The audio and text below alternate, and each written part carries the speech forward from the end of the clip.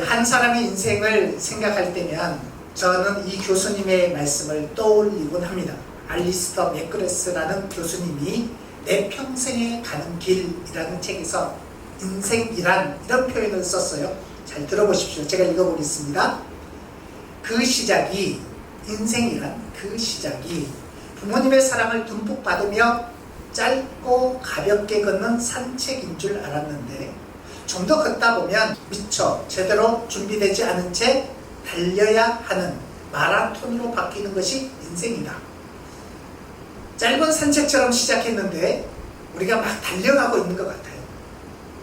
짧은 것 같은데 긴 삶이 인생인 것 같고, 또 오랜 삶을 살아오신 분에게 인생은 어떻습니까? 물어보면 짧아요, 이렇게 말씀하기도 합니다. 그런데 우리가 살아가는 순간순간에 암초와 같은 일들을 겪게 되잖아요. 잘 준비돼서 맞이할 때도 있지만 준비되지 않은 채 달려가다가 넘어지기도 하고, 또 달려가다가 숨을 헐떡거리기도 하고, 또 마라톤이 끝나지 않은 것처럼 계속해서 우리의 삶이 지나가다 보니까 안타깝게 거기에서 탈락하는 인생도 있을 수 있더라는 거죠. 그래서인지 우리 마라톤과 같은 인생길에서는 절망에 빠지기도 하고요, 낙심한 자리에 주저앉기도 합니다. 이건 보통의 삶을 살아가는 인간에게도 그러하고 믿음으로 살아가는 삶에도 이런 일들이 오고 갑니다. 오늘 우리가 읽은 시편 134편 성전에 올라가는 노래, 이 올라가는 노래를 부른 사람은 순례자들입니다. 이 순례자들에게도 성전을 향하여서 가는 목표가 정확하지만 때로는 어려운 가운데 처하기도 하고 숨을 헐떡거리기도 하고 그런 시간들을 보냈을 것입니다. 우리가 보았던 것처럼 이 성전에 올라가는 노래는 시편 120편에서 134편까지 15개의 시로 구성이 되어 있습니다. 그리고 오늘 우리는 시편 134편 순례자들이 성전에 올라가면서 불렀다고 하는 이 노래의 마지막 시를 우리가 함께 읽었습니다. 유진 피터슨 목사님은 시편 120편부터 134편까지 쭉 묵상하면서 이런 표현을 썼어요.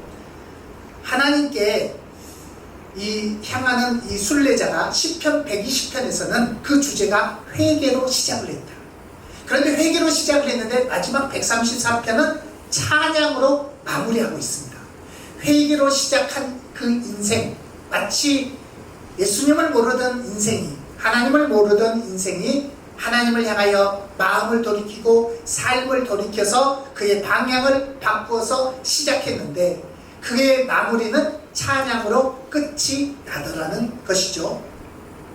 오늘 이 순례자들이 불렀던 성전에 올라가는 노래 이 부분에 우리는 한 시점을 보게 됩니다. 우리 그 시점이 1절에 나와 있습니다. 1절을 같이 보실까요?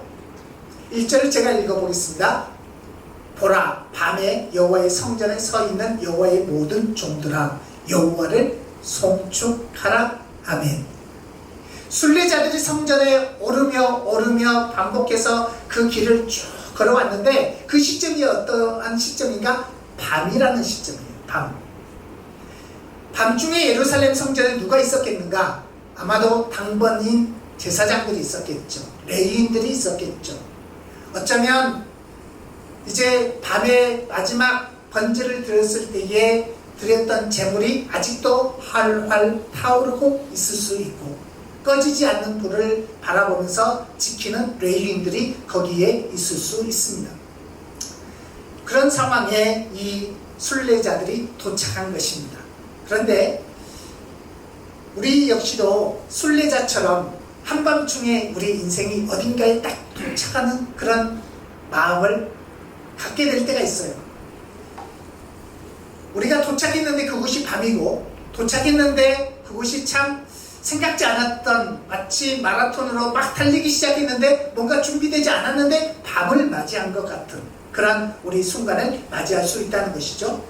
그래서 이 한밤중을 표현할 때에 밤이라는 것은 대개 제어하기 힘든 시간이고, 잠들어 있는 그 시간에 뭔가 내가 대처하기가 어려운 시간이 이 한밤중의 시간입니다.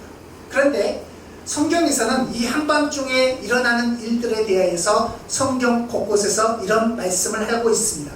특별히 하나님께서는 한밤중에 어떻게 역사하시는가 했을 때에 우리가 지난 주일에 봤던 것처럼 시편 121편 말씀 가운데는 이스라엘을 지키시는 이는 졸지도 아니하시고 주무시지도 아니하시는 하나님이 우리를 돌보신다 말씀하십니다. 우리 이 시편 127편, 그러니까 성전에 올라가며 불렀던 이 노래 중에 포함된 시편 127편에서도 하나님은 사랑하시는 자에게는 잠을 주시는도다. 우리가 잠을 평안하게 잘 수 있도록 하나님이 지키시고 돌보신다 말씀하십니다. 또 우리가 예수님께서도 제자들과 한밤중에 일어났던 일들을 생각해 보십시오. 그때 보면 풍랑 이는 바다 위를 그렇게 배를 타고 건너가는데 예수님은 주무시고 계셨대요. 풍랑이 일면 보통 잠자기가 쉽지 않습니다. 그런데 예수님은 주무시고 계셨대요. 또 우리가 한번 더 생각해 보십시오. 이스라엘 백성들이 출애굽을 해서 가장 먼저 저들에게 공급되었던 하늘 은혜가 있다면 만나였습니다. 그 만나는 그 백성들이 잠자고 있는 밤중에 내렸습니다. 그리고 아침이 되어서 거두러 가면 그 만나가 내려져 있었던 것이죠. 믿음이 있는 백성들은 아마도 단잠을 자고 딱 일어나면 하나님이 차려주시는 상을 먹게 되는 거죠.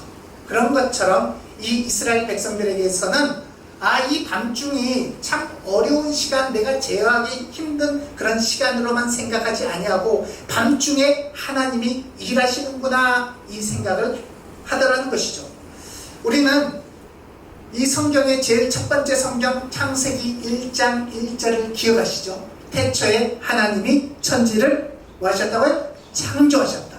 근데 창조하시니라 하면서 그 다음 2절에 이 땅은 혼돈과 공허와 흑암이 깊음 위에 있었다.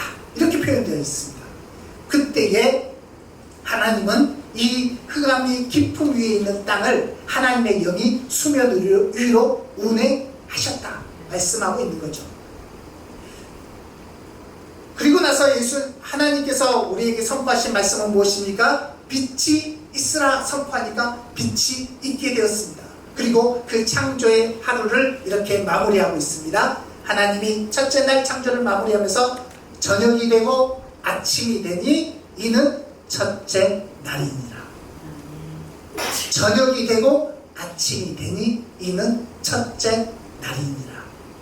우리는 이미 지금 이제 11시 한 39분을 지나가고 있는데 하루가 시작돼서 오전을 보내고 있다 이렇게 표현을 하고, 오후가 되면 오후가 지나가고 있네. 또 한밤중이 되면 이제 하루를 마무리할 때가 다 되었네, 잘 때가 되었네 이렇게 말을 하고는 합니다. 인간은 보통 하루의 시작을 해서 저녁에 마무리를 하고 이제 끝이 났다. 내 인생은 태어난 시간이 있으면 이제 죽음으로 향해 가는 그런 시간이 있는 것처럼 보입니다. 그리고 뭔가 시작되면 점점 그 시작된 이후로 낡아지고 오래되고 점점 후피하는 것이 우리의 인생살이라고 표현을 하는데, 성경에서는 저녁이 되고 아침이 되는 것이 성경의 시간표입니다. 하나님은 저녁에서부터 역사하십니다. 우리가 제어할 수 없는 시간, 내가 어떻게 반응할 수 없는 그 시간에, 그 저녁 시간에 우리를 돌보시고 수면 위에 운행하시면서 뭐가 필요할까 보셨던 것처럼 우리를 바라보고 우리를 향하여서 역사하신다는 거예요. 이 시편 134편 마지막 이 성전에 올라가는 노래의 마지막 장에 그가 도착해서 찬양하라 하는 이 시간이 언젠가 한밤중이라는 거예요. 한밤중에 이 시간을 우리는 주님께 향하는 것입니다. 하나님이 이때 구원하시는구나. 하나님이 빛을 비추어 주시는구나.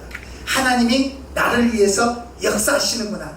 이 밤은 끝나는 밤이 아니고 하나님이 함께 하시는 믿음의 사람에게 밤은 새로운 시작이 오고 있는 시간입니다. 그래서 우리는 단잠을 자는 것입니다.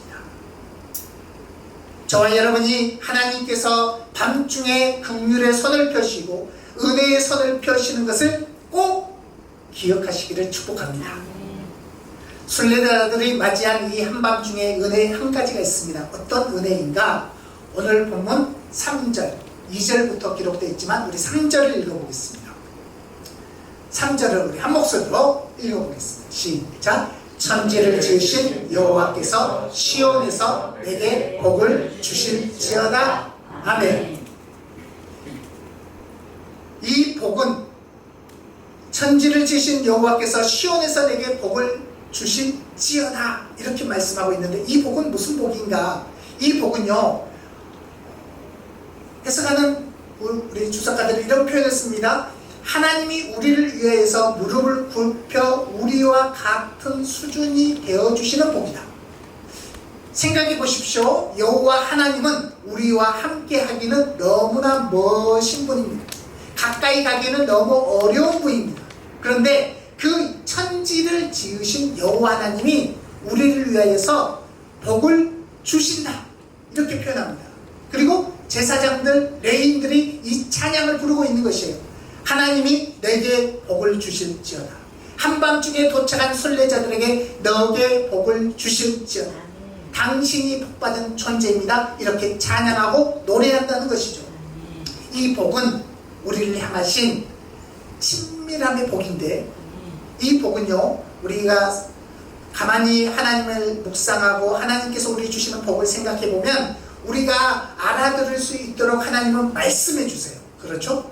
말씀해 주시는데 하나님만 들을 수 있는 영적인 언어로 말씀하시지 않고 우리가 알아들을 수 있도록 감동을 주십니다.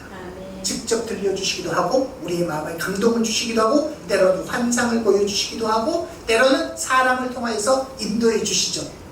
이 말은 우리와 같은 수준이 되어주신다는 거예요. 몸을 굽혀서 우리처럼 우리 인간이 가장 잘 알아들을 수 있는 수준으로 내려오셔서 가까이 오셔서 우리에게 복을 선포하신다는 거죠. 모세가 이렇게 고백을 합니다. 모세가 신명기 1장 31절 말씀을 우리 보면은 광야에서도 너희가 당하였거니와 사람이 자기의 아들을 안는 것 같이 너희의 하나님 여호와께서 너희가 걸어온 길에서 너희를 안으사 이곳까지 이르게 하셨느니라. 아멘. 아멘. 하나님은 광야에서 당하였대요. 경험하였대요. 무엇을요? 하나님이 그 이스라엘 백성들을 안아서 인도하시는 것을 경험하셨대요. 그런데 그 광야에서 하나님이 딱 안아가지고 그래 너희들이 힘드니까 내가 순간이동 쫙 이렇게 시켜주겠지 이렇게 하지 않고 걸어가고 때로는 싸우기도 하고 때로는 그 광야길 걸어가면서 투덜거리기도 하고 그렇게 지나왔어요. 그런데 그 시간들 다 지나고 보니까 하나님이 우리를 안아서 인도하셨네 이렇게 고백하는 것입니다. 하나님이 우리를 이렇게 인도하셨다는 이 은혜를 생각해 보면 하나님은 우리에게 그렇게 가까이 오시는 분이심을 알 수가 있죠. 우리 민수기 6장에 보면 제사장 아론에게 이렇게 축복하라고 명하시는데 제사장들이 이 백성들을 향해서 너희는 이렇게 축복해 하면서 민수기 6장 24절 이후에 축복의 말씀을 선포합니다. 우리 한 목소리로 이 말씀을 읽어보시고 여러분 축도하고 싶을 때 이 말씀을 읽으시면 됩니다. 네, 6장 24절 보여주실까요? 제가 읽어보겠습니다. 여호와는 내게 복을 주시고 너를 지키시기를 원하며 25절 읽어주십시오. 여호와는 그의 얼굴을 내게 비추사 은혜 베푸시기를 원하며 함께 읽겠습니다. 여호와는 그 얼굴을 내게로 향하여 드사 평강 주시기를 원하노라 할지니라. 아멘. 하나님은 내게 복을 주시고 자신을 향하여서도 하나님은 내게 복을 주시고 우리 말씀을 계속 띄워주실까요? 또 25절 말씀에서도 하나님은 얼굴을 내게 비춰주시기를 원한다. 26절에서도 하나님은 그 얼굴을 내게로 향하여 드사 평강 주시기를 원하노라 이렇게 축복하라고 명하셨습니다. 이건 제사장들이 할 수 있는 축복만이 아니고 저와 여러분 우리가 이제 하나님 나라에서 제사장 된 자들이잖아요. 우리가 하나님이 기뻐하는 믿음의 세대잖아요. 그래서 우리는 누구에게든지 이 축복을 향하는 것입니다. 여호와는 내게 복을 주시기를 원한다. 너를 지키시기를 원한다. 나를 향해서도 동일하게 말씀하는 거죠. 그러니 이 하나님은 이처럼 우리에게 복을 주시고 은혜를 주시기를 원하시는데 그 마음 가운데 어떤 마음이 있길래 그러한 것인가? 이사야 49장 16절 말씀에 내가 너를 내 손바닥에 새겼다 말씀하십니다. 우리 자신을 하나님은 그의 손바닥에 새긴 존재로 여기신다 말씀하시는데, 그러니 우리에게 이 복이 한밤중에도 복이요, 한밤중에도 나에게 친밀하게 허리를 굽혀서 몸을 굽혀서 만나주시는 은혜라는 것이죠. 우리가 주님과 동행하면서 빛 가운데로 한 걸음 한 걸음 이렇게 나아가다 보면요, 참 하나님께서 시온의 대로를 열어주시고 빛 가운데로 가게 해주시고 정말 우리에게 복된 일만 다가오면 참 좋겠지만, 생각지 않고 준비되지 않았는데 이렇게 막 달려야 할 때가 있습니다. 그런데 그 달려야 할 때에 준비 안 했잖아요. 내가 다른 이 예상 못한 일들을 지금 맞이하고 있단 말이죠. 그러면서도 달려야 해요. 그러면 그때 우리가 기억하는 거예요. 아, 하나님은 한밤중에도 찬양하라고 그랬지. 아, 이 시간에 내가 두 손을 들어서 하나님 찬양합니다. 하나님 송축합니다. 하나님께서 민수기 6장으로 말씀하신 것처럼 나와 우리 가정에 내 삶의 구역 가운데 복을 주실 것을 확신합니다. 아멘. 이렇게 우리는 선포하는 거예요. 그 선포하는 인생이 걸어가다가 우리는 이 말씀을 보게 되는 거예요. 우리 고린도후서 1장 4절에 바울이 고린도 교회를 생각하면서 이렇게 강구하고 있어요. 고린도후서 1장 4절 말씀 3절 4절입니다. 세 번역으로 되어 있는데 제가 3절, 여러분들이 4절을 읽어주십시오. 우리 주 예수 그리스도의 아버지이신 하나님을 찬양합시다. 그는 자비로우신 아버지시오, 온갖 위로를 주시는 하나님이시요, 온갖 환난 가운데서 우리를 위로하여 주시는 분이십니다. 따라서 우리가 하나님께 받는 그 위로로 우리도 온갖 환난을 당하는 사람들을 위로할 수 있습니다. 아멘. 우리 이 화면을 잠시 보면서 우리 말씀을 생각해 보시죠. 우리 주 예수 그리스도의 아버지이신 하나님을 찬양합시다. 송축하십시오. 찬양하십시오. 두 손을 들어 성소를 향하여 찬양하십시오. 왜냐? 그분은 자비로우신 아버지시래요. 온갖 위로를 주시는 하나님이시래요. 그런데 참 중요한 말씀은 4절에 있습니다. 우리가 하나님께 받는 그 위로로 우리도 온갖 환난을 당하는 사람들을 뭐 할 수 있대요? 위로할 수 있대요. 이 말씀을 오늘 이 시편 134편에 빗대어서 생각해보면 하나님이 우리에게 복을 주신대요. 그런데 우리도 그 받은 복으로 또 축복하는 삶을 살 수 있습니다. 이런 표현이죠. 그러니 우리 주변에 먼저는 내 자신을 향해서 자꾸 선포해 주십시오. 나는 하나님이 복받은 존재이다. 나는 하나님이 복을 주시는 존재이다. 하나님이 나를 위로해 주신다. 나에게 힘내라고 말씀해 주신다. 하나님께서 그런 은혜를 이 한밤중 내가 막 달려가고 있는 이 시간에 역사하신다. 우리가 그렇게 고백하는 것입니다. 또한 우리 주변에 있는 지체들, 가족들, 우리 가까운 이웃들을 생각하면서 때로는 우리를 힘들게 하는 사람들을 축복해 주십시오. 진짜 축복할 수 있는 사람이 권위자입니다. 권위가 있는 사람이 축복할 수 있고, 권위가 있는 사람이 누군가를 향하여서 복을 빌어주는 거죠. 우리가 받은 그 위로, 받은 그 복으로 우리 옆에 있는 지체들을 사랑하고 서로 존경해주고 서로 덕을 세워주고, 짐이 있으면 그 짐을 서로 져주고 서로 위로하고 무엇보다도 서로 축복하시기를 바랍니다. 아멘. 하나님은 우리에게 이 은혜를 주시기를 위하여서 마치 순례자들이 성전에 올라가면서 회개로 시작했지만 때로는 도와도 주시고 때로는 힘도 내라고 말씀도 해주시고 때로는 사랑한다고 표현도 해주시면서 시편 134편의 결론은 찬양하자, 찬양하라, 복을 주신다.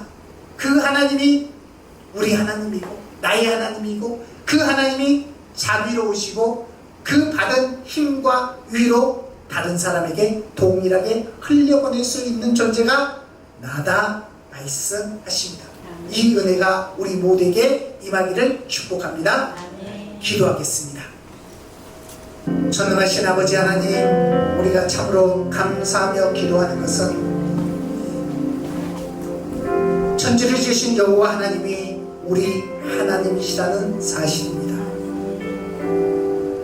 산책하듯이 시작한 인생, 때로는 허겁지겁 달려가고 숨을 헐떡이며 달려가는 인생이 우리의 인생일진데 하나님, 믿음으로 걸어가면서 한밤중을 맞이할 때에도 기억하게 해주십시오. 하나님은 이때도 역사하신다. 이때에 하나님은 아침을 준비하신다. 저녁이 되고 아침이 되는 그 은혜를 준비하고 예비하시는 믿음의 눈을 들게 하여 주시옵소서. 주의 성령님, 우리 청소년들 앞이 캄캄한 순간을 맞이할 때에 하나님이 나를 복 주신다, 하나님이 나를 위해서 준비하고 계시고 평강을 주시고 내가 어찌할 수 없는 시간에도 하나님은 나를 도우신다는 믿음을 갖게 하여 주십시오. 그래서 이 믿음을 가지고 연약한 이들에게 손을 내밀어 축복하고 내가 받은 위로, 하나님의 위로를 가지고 위로해주고 하나님이 나를 용서해 주신 용서로 용서해주고 누군가를 더 사랑해 줄 수 있는 그런 믿음의 사람들로 빚어 주시옵소서. 주님, 주께서 우리의 삶을 그렇게 인도해 가십니다. 주님의 사랑이 우리 이음 공동체와 가족들에게 충만하게 역사하십니다. 이 일을 행하시는 모든 이름 위에 뛰어나신 예수님의 이름으로 기도합니다.